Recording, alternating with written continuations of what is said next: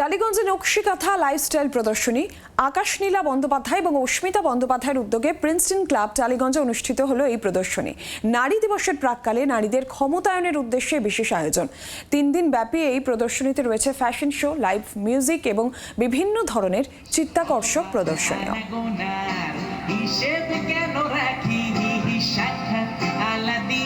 এটা নকশিকাঁথা নামে আমাদের একটা এক্সিবিশন হচ্ছে, লাইফস্টাইল এক্সিবিশন।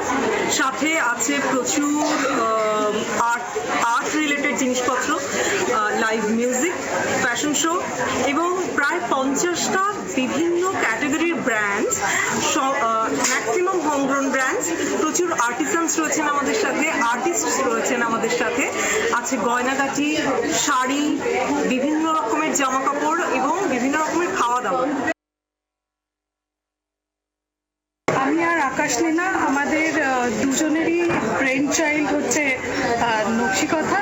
আমরা দুজনেই সেলার ছিলাম একটা সময়, বাট সেখান থেকে আমাদের স্বপ্ন হয়েছে সব সেলারকে আমরা এক জায়গায় করব, যারা প্রত্যেকেই অনবদ্য তাদের জায়গায়।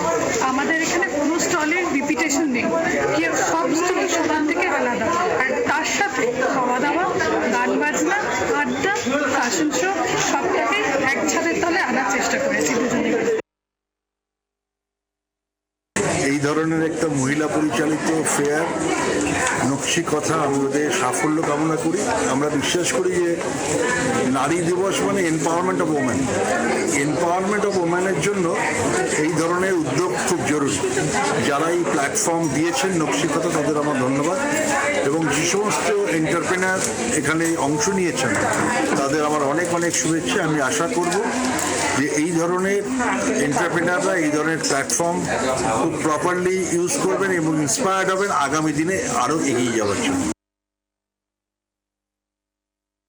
যে স্টলস এসছে এবং এত ইউনিক, প্রত্যেকের আলাদা, এবং তাদের কালেকশন এত পশ, এত নিশ, সবার থেকে এত রকম আলাদা, এতভাবে আলাদা।